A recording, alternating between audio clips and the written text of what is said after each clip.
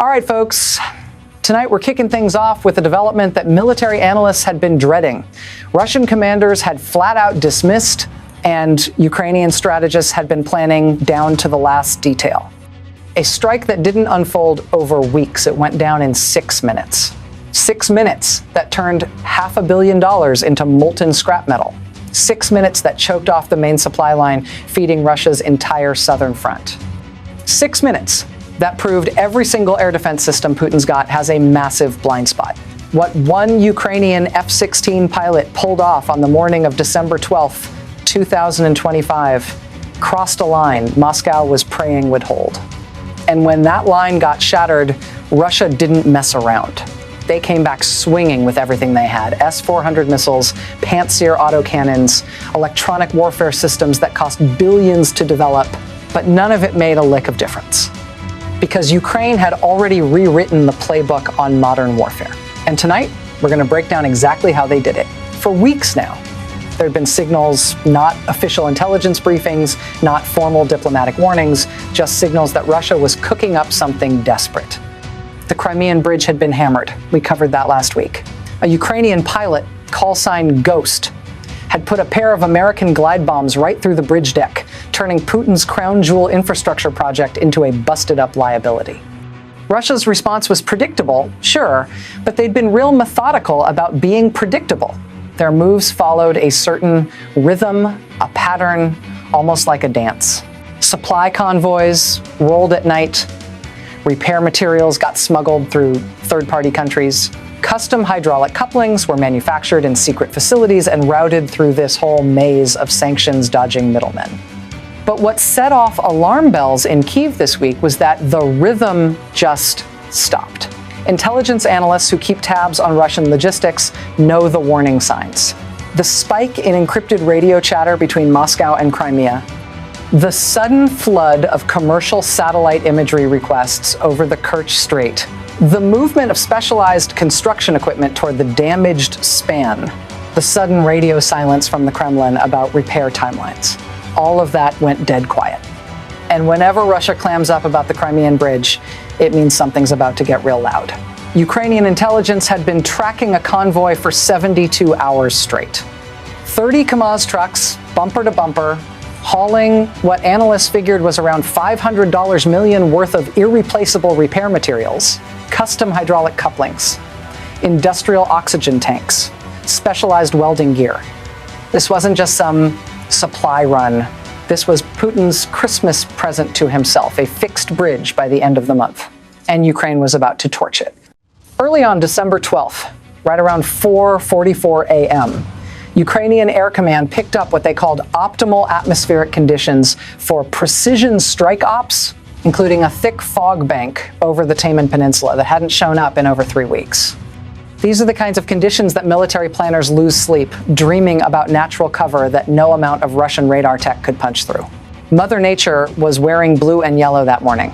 Ukrainian planners had no clue whether the fog would stick around for 10 minutes or 2 hours, or whether it would burn off completely before they could pull the trigger.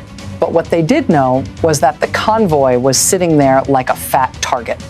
And when a $500 million bullseye just presents itself out of nowhere, even by the smallest window, professionals don't sit on their hands. The operation got tagged Sky Salt. The pieces were already on the board. 8 Ukrainian Dove Bush T-10 heavy drones had been circling at 15,000 feet, cruising quietly about 30 miles from the target. Think of these things not as regular quadcopters, but more like Amazon delivery trucks of the sky. They were the carriers. Packed in their cargo bays were 48 fixed-wing FPV gliders, just waiting for deployment, cheap, expendable, and completely invisible to thermal sensors. And leading the whole show from up front was the star of tonight's story. Ghost was back at work, strapped into a 49-foot aluminum tube hauling butt at Mach 0.9, hugging just 50 feet above the whitecaps of the Black Sea to duck under the radar, was an F-16 Block 51 of the baddest fighter jets ever built. Under his wings, 4 GBU-39 small-diameter bombs were locked and loaded. The target was sitting 15 miles dead ahead. And standing between Ghost and that convoy was the bad guy of this story, the S-400 triumph. The S-400's rep wasn't normal. It wasn't routine. It wasn't just for show. It was downright terrifying. Defense analysts in briefing after briefing had described Russia's S-400 system as impenetrable, unbeatable, and probably most importantly, the reason NATO would never achieve air superiority over Russian-controlled turf. On paper, the S-400 is an absolute beast. Its 92 N6E radar can track 300 targets at once and throws up a 250-mile no-fly zone that should make any air op a suicide mission. But intimidation only works if the target flinches. Ghost didn't. Matter of fact, his response that morning was one of the most balls-to-the-wall moves we've seen in modern air combat. Here's what we know. At exactly 4:44 a.m., 6 minutes before the convoy was scheduled to clear the Taman checkpoint, the Dove Bush motherships popped their bays open. These weren't your garden-variety drone drops.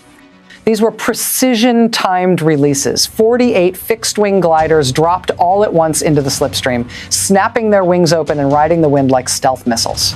The gliders weren't built to attack right away. They were built to overwhelm.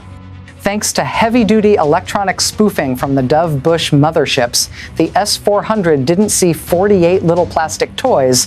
It saw a whole squadron of heavy bombers. The radar screen looked like a Christmas tree having a full-blown meltdown.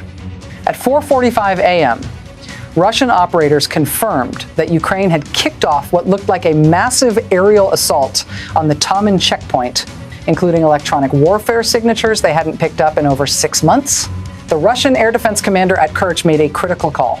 He killed the main radar. The S-400 went dark. Why? Because he knew that bomber fleet was fake news, the same trap Russia had walked into way too many times. If he kept his main radar hot, he was basically painting a giant shoot me sign for every anti-radiation missile cruising the Black Sea. So he handed the fight off to the street fighters, the Pantsir S, 1 units guarding the checkpoint. His order was simple. Switch to electro-optical. Find them with thermal cameras and smoke them. On paper, that works. But in the real world, he just asked his guys to pull off a miracle. Asking a Pantsir operator to spot a plastic glider inside a pea soup fog bank using a thermal camera is like trying to find a mosquito in a pitch-black room with a laser pointer. It's frustrating as hell. And mostly, it just ain't happening. The thick fog was acting like a thermal blanket, scrambling heat signatures. Even worse, these FPV gliders don't have hot jet engines. They're just riding the wind.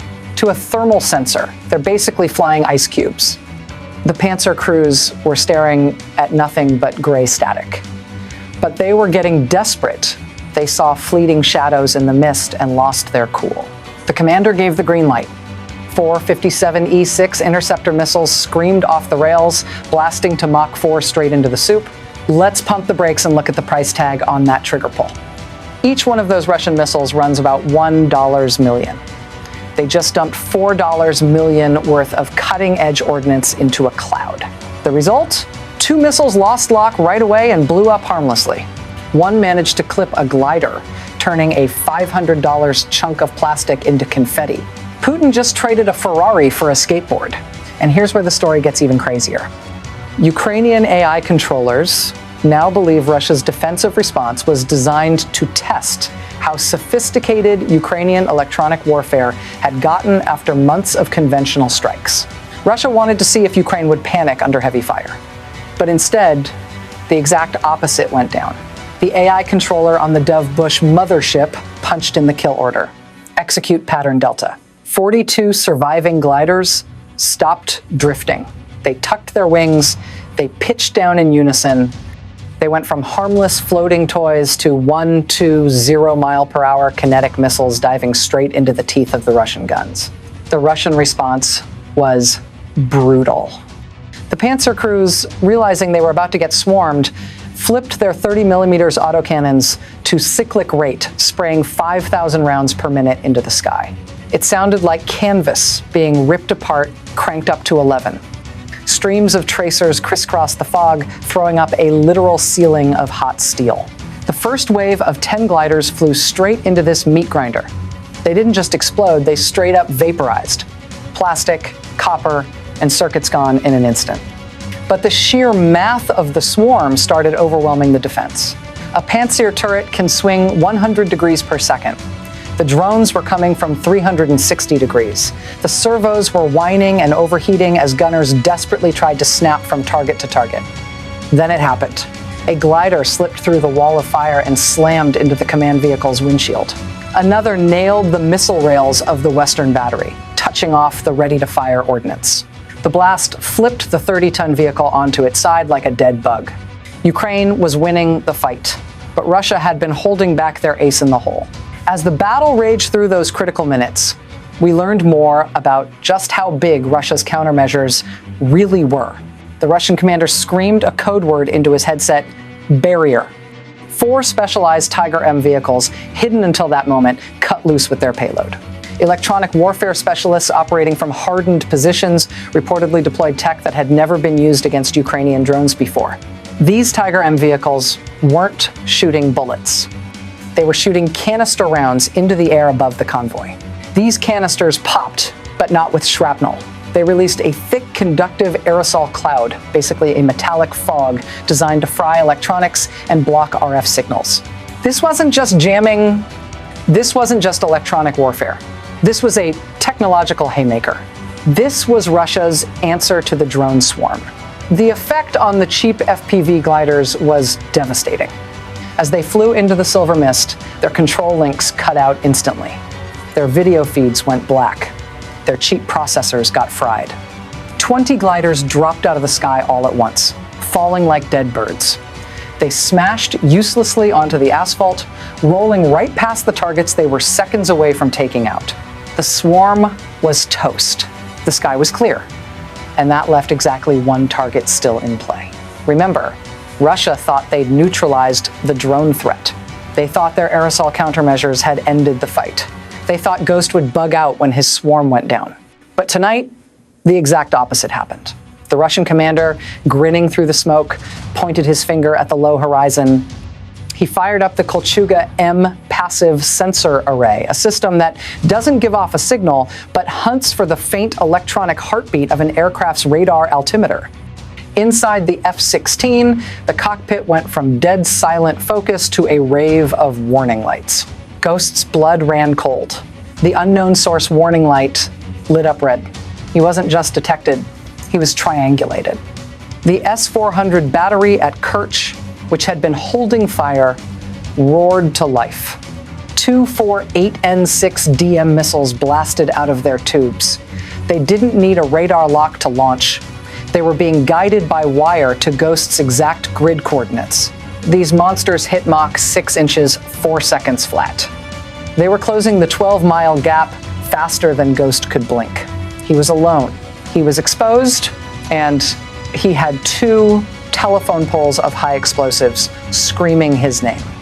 What makes this moment so terrifying and so game-changing is that Ghost's decision happened when he was under maximum pressure. Physics was telling him to evade. Training was telling him to dump chaff and get the hell out. Survival instinct was telling him to punch out. Self-preservation was telling him to abort the mission. Ghost was juggling all of this while pulling 9 Gs in a desperate brake turn. And when pilots in that situation make snap decisions, they're not doing it from the comfort of a recliner. They're doing it under crushing pressure. They're doing it on the razor's edge, between living and dying. Ghost yanked the stick, banking the jet so hard the G-force crushed the air out of his lungs. His vision tunneled down to a pinhole. The threat warning display screamed a solid red tone. The S-400 battery had hard lock. 2 48N6 missiles were 7 miles out and closing at Mach 6. These are radar-guided killers. They don't give a damn about engine heat. They're tracking the radar reflection off his airframe. They're punching a hole through the sky straight at him. Normally, this is the part where you yank the yellow handles and eject, but Ghost didn't reach for him. Instead, he did something absolutely nuts. He shoved the throttle past the detent, lighting the afterburner. The General Electric engine dumped raw fuel into the exhaust, kicking off a 30-foot blue flame. He wasn't running away. He was charging. Ghost's call to accelerate toward the missiles wasn't reckless. It was calculated. It was desperate. It was the only play that kept the mission alive. Military analysts reviewing the engagement said flat out that Ghost's maneuver was inconsistent with any standard evasion protocol. That's fancy talk for he should have been dead. You don't usually hear that kind of assessment from aviation experts unless something flat out extraordinary went down. Ghost gunned it toward the missiles. 600 knots. 700 knots. He was playing chicken with the laws of physics. Why? Because he needed the speed for the toss. At 4.5 miles out, the S-400 missiles hit their terminal phase. Their onboard radar seekers kicked on, painting him with lethal energy. Ghost screamed through his oxygen mask and yanked the stick back into his gut. The F-16 snapped vertical. It rocketed from sea level to 5,000 feet in seconds, trading massive speed for altitude. This was the loft maneuver, a technique cooked up during the Cold War for delivering nukes. As the nose passed 45 degrees pitch up, the flight computer crunched the release solution. Pure math. Speed plus angle plus gravity equals trajectory. 4 GBU-39 bombs kicked off the pylons. Thrown by the massive momentum of the jet, they arced upward like artillery shells, climbing toward the stratosphere to grab range. Now Ghost was naked. He was hanging in the sky, slow and sitting duck. A perfect radar target with 2 missiles seconds from impact. The lead S-400 missile wobbled for a split second as it punched into the chaff cloud. Its seeker, scrambled by the sudden bloom of targets, screamed past Ghost's canopy, missing by less than 500 feet. The sonic boom alone rattled the whole jet, but the second missile was smarter. It had advanced ECCM electronic countermeasures, it filtered out the chaff, it reacquired the physical mass of the retreating jet. Ghost braced himself. He was out of energy, out of altitude, out of options. Then a sacrifice went down. 2 of the Dove Bush motherships circling high above got a final override command. They dove. They didn't go after the Russians. They dove into the path of the missile. They cranked their electronic warfare pods to seduction mode, broadcasting a radar signal that mimicked the signature of a massive B-52 bomber. They screamed, "I'm the target, over here." To the missile's logic processor, programmed to prioritize the biggest threat, the S-400 took the bait. A massive fireball erupted in the sky, above Ghost. The shockwave slammed his F-16 downward, like a giant hand swatting a fly. The motherships were vaporized in an instant, trading their cheap plastic frames for a $60 million fighter jet. Here's what makes this even more unreal. Ghost's survival wasn't a one-man show, right alongside his desperate evasion. The remaining Dove Bush controllers also triggered emergency protocols, scattering their surviving assets. Ukrainian electronic warfare stations cranked up jamming intensity, blinding Russian radar for critical seconds. Naval assets in the Black Sea reportedly launched decoy missiles, drawing attention away from the F-16's escape corridor. All of this went down within the same 90-second window. When Ukraine moves that many pieces at once, it means something bigger is in play. The Russian commander at the checkpoint wasn't watching Ghost's escape. He was watching the explosion in the sky. He was cheering. He thought he just bagged an F-16 kill. He told his men to stand down.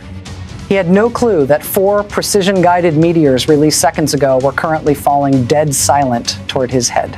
The first GBU-39 adjusted its course. It wasn't aiming for a tank. It wasn't aiming for a radar.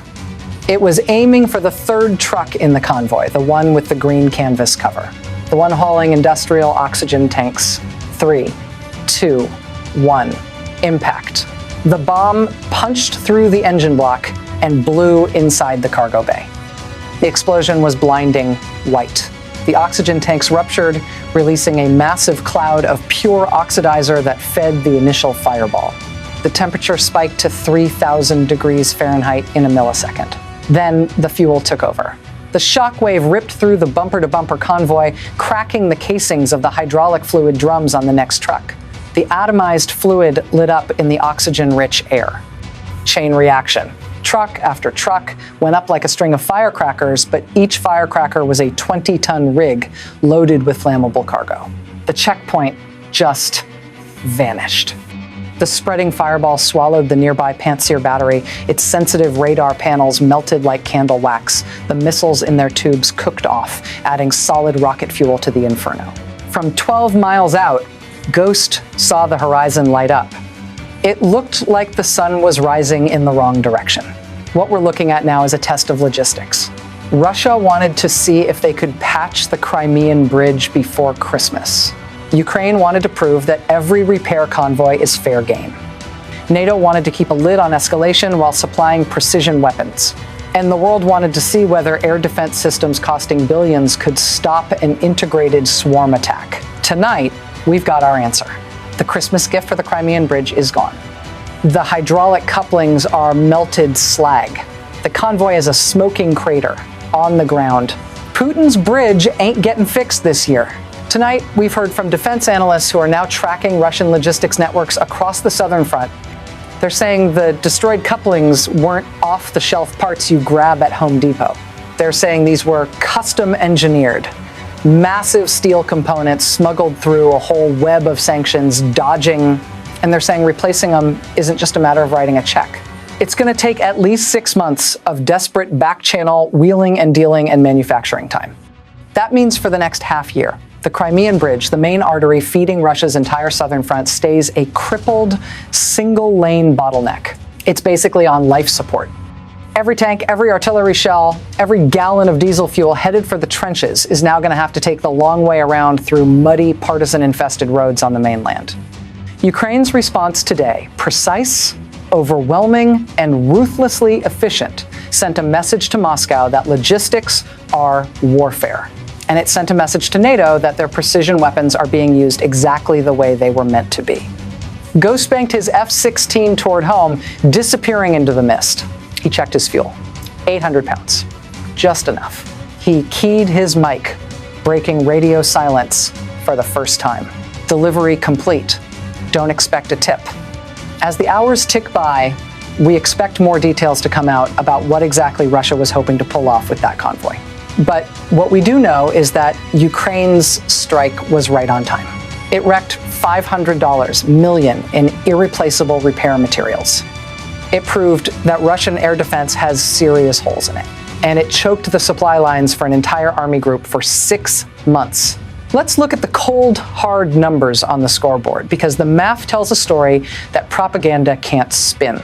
On the debit side, Ukraine spent roughly $1.3 million jet fuel, 4 GBU-39 bombs, cheap FPV gliders, and 2 sacrificed Dove Bush motherships. On the credit side, Russia lost an estimated $500 million in cargo, plus the missiles, the vehicles, and the trained crews burned up in the failed defense. That's a 3.85-to-1 return on investment. What happens next is going to depend on what Russia does in the coming weeks. If they try another convoy, this op is going to be remembered as the blueprint for interdiction. If they go looking for alternate routes, Ukraine's already shown they're watching every road, rail line, and ferry crossing. They've shown they're ready to hit back. And tonight, for the first time since the bridge got hammered, Russia looks paralyzed. The Kremlin is quiet, way too quiet. And when Moscow clams up about the Crimean Bridge, it means they're running the numbers. It means they're picking their next move. Real careful. Because tonight Russia learned something they've learned plenty of times before, but just won't accept. Expensive air defense can't stop cheap integrated swarm attacks. Logistics are the lifeblood of any military operation, and Ukraine knows exactly where to cut. And a single pilot with 4 precision bombs can flip the whole game. This story is a long way from over. But tonight, one thing is crystal clear. Ukraine has turned asymmetric warfare into an art form. Russia's impenetrable air defense has a fatal flaw baked right into it, and Putin's bridge ain't getting fixed anytime soon. Was Ghost's call to charge the S-400 recklessly brave, or a calculated gamble that paid off big? And do you think Russia will ever fully fix that bridge? Or is it destined to become the world's biggest, most expensive artificial reef? Hit me with your thoughts in the comments below.